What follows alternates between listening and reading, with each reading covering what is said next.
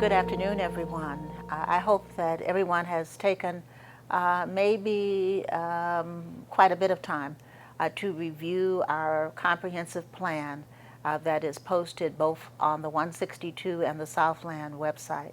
It should answer most questions, but I did want to mention just a few things that have come to my attention. First of all, our goal, we must have everyone to register. And as I sit here, there is going to be a link that's posted on the Southland website and 162. If you have not registered, because if you don't register, to us, you're not existent. We don't know what your intent is. Now, what I think is that some of you had planned on homeschooling or remote schooling, I would say, your children, and so therefore you felt that it was not necessary to register. It absolutely is. If you've been following the evolution of our plan, you know that what we're training our teachers to do, what our hope is, that we will be able to have in-face instruction and instruction with those of your children who are at home simultaneously, so that there will be this connection. And I do think the communication and that seamless transition is what was missing during the spring. So the registration, 900 parents have been quiet. Could we set a date of July 30th? July 30th. There is a link right this moment on the website. If you're on 162 or you're with Southland, if you register, you can tell us whether you want transportation. You can tell us also if you wish to be in person and on remote. We need to hear from you because obviously we cannot continue our planning. I did share with the board, and now I share with you the nature of the partnership between Southland and 162. We're well aware that Southland, which of course is a high school, feeds up from the elementary districts, and the majority of our students come from 160, 159, 163, and 162. So all four of the elementary districts are coordinating with Southland. So if you're an A, B designation in your elementary district, you would also be an A-B designation at Southland. The same thing with the remote aspect of this. We're trying to do this because we know how significant the older students are in terms of supervision. And so the partnership, exactly the same structure in all four of the elementary districts feeding up to the high school. So I'm very hopeful that we'll have this seamless interaction of the the South suburban community, and we'll be able to accomplish what we want on behalf of our children. But we do need you to register. We also need you to decide on transportation. I shared this with our board, both boards this week actually, about transportation.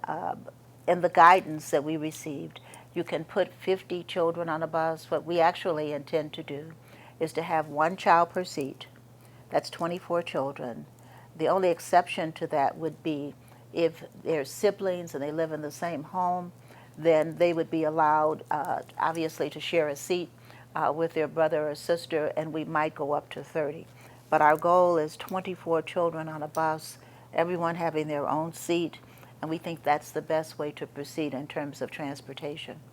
If you're in 162, please know that there's going to be a teacher on the bus.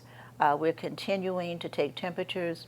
We're going to take temperatures at the bus stop, take temperatures as we enter the school, and that's 162 and Southland.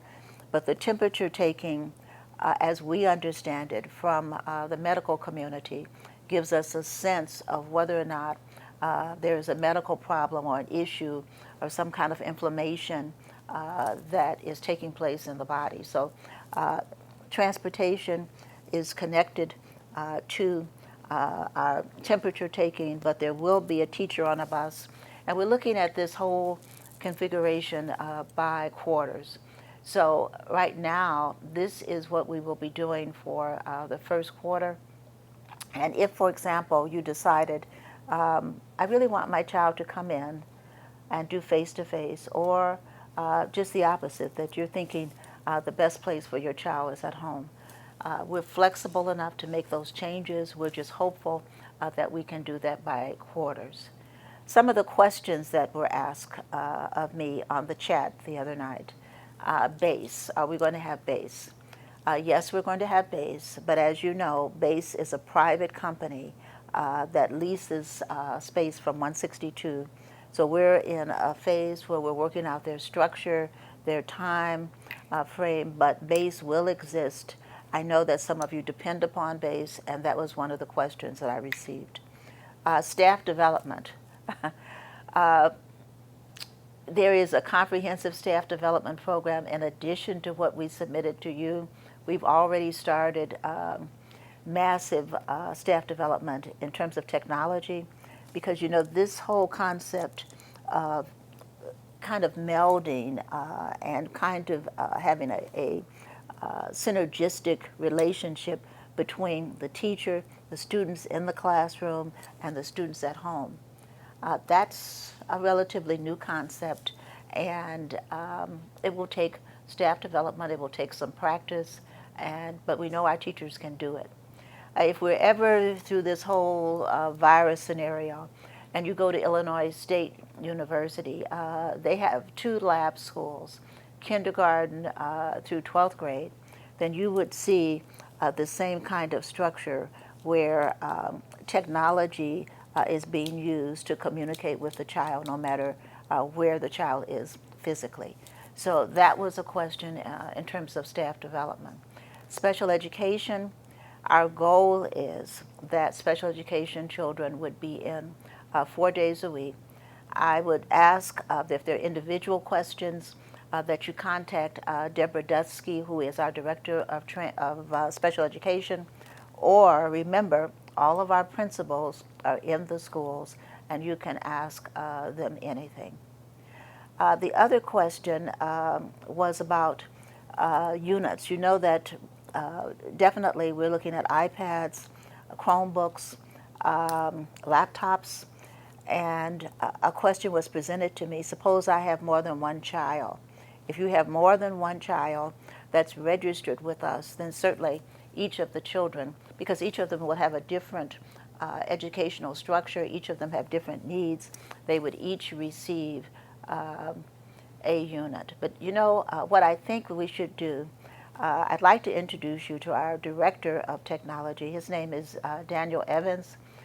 He can certainly answer any questions that you might have. But Mr. Evans, I'm going to, even if you, whatever it is that you want to say, definitely talk about the difference between our structure in March when we close as compared to the opening, some of the new strategies that we're going to use. Please talk about Google Meets. You know, we're evolving away from Zoom. I know that many of you in the world of work are dependent upon Zoom, but Mr. Evans will talk about some of the new platforms that we're going to utilize. But continue to share any questions that you have. But at this point, I'd like to introduce Mr. Daniel Evans. And Mr. Evans, what I'm thinking right now is that perhaps you're almost leaning towards the 22nd century, not just the 21st. I don't know, he probably will disagree with me. But would you please share with us what we're going to do, what we're planning to do, and what we intend to do in the 2021 school year?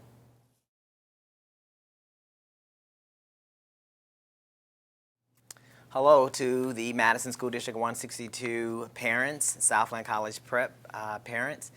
Dr. Davis mentioned some of the exciting things that we're going to do in technology. I'm very excited. So where we were in the spring, some of the challenges that we had with technology, we do not anticipate those challenges any longer. So we experience not every student or household having access to the internet. We experienced some of our students not having one-to-one devices that they needed to participate. So some of the things that we've done now, every student will have either a Chromebook or a laptop device, that, as Dr. Davis mentioned. For our parents who are struggling with internet connectivity at their homes, we have ordered a select number of hotspots. Dr. Davis also mentioned the forms that will be online, that are online right now, that you can fill out to let us know if you're registered. There will be pertinent questions related to internet access. So we will have options out there for parents. The students will have the technology that they need. Today, 1,200 of those Chromebooks showed up. We're very excited to get them prepared and configured and into your students' hands. So those are some of the things that we're doing. We're also going to be using a platform that Dr. Davis talked about, Google Meet. That is going to be the primary video platform that we will use. It will integrate into our Google Classroom. We are a G Suite for Education district, so Google Meet will replace our Zoom, which is what we've been doing before. The teachers will instruct via Google Classroom, which is another application that they will use to communicate with the students. So we are pressing Google Meet. That will be the primary application. So that is what we're doing this particular school year. That's what we're looking forward to. Every student, again, will have a device, and we will communicate accordingly. Some of the other things that we're doing in the classrooms, every classroom will be one-to-one. What that means is there's a wireless access point in every school, in every classroom. That will allow us to leverage the additional technologies, that will allow us to leverage the additional 1,400 Chromebooks that we're pushing out, that will also allow us to adequately sustain the environment as the students are learning with the Chromebooks, the laptops, the iPads.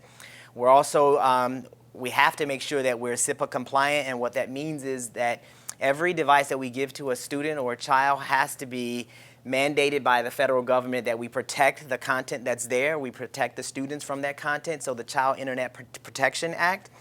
So when those devices go home, you can rest assured they will still be filtered the same as if they were in the building learning with the teachers with the devices in their hands. So it does not matter whether they're in the classroom or at home, the schools will still be monitoring and filtering the internet traffic. So rest assured we will be monitoring, and inappropriate content will not be allowed to be advertised on the devices that we give to the students. So we have upgraded our infrastructure, our wireless infrastructure. We have moved to Google Meet. We have pushed out Chromebooks. We're utilizing the G Suite for Education. We're providing every educational tool that we can possibly do, not only for the 21st century technology that Dr. Davis mentioned, but also for the 22nd century. So we're getting prepared.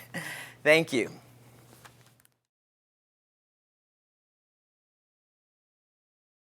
Please, parents, make sure that you go to our website and you register. This is how we will determine who gets a Chromebook or an iPad or a laptop. We need to ensure that we have your students included in our counts. The only way we can do that if you register. The links are available on our website right now. For Matteson School District 162, it'll be www.sd162.org. For Southland College Prep, www.scphs.org. Please, please, please, again, we need you to register. So all of our parents are going to go out there and register. Dr. Davis mentioned, I believe the date was July 30th. We're going to have everyone registered so we can start assigning Chromebooks and assigning laptops so our students can have what they need to do the remote learning based off of the AB schedule. Okay? Thank you, and stay safe.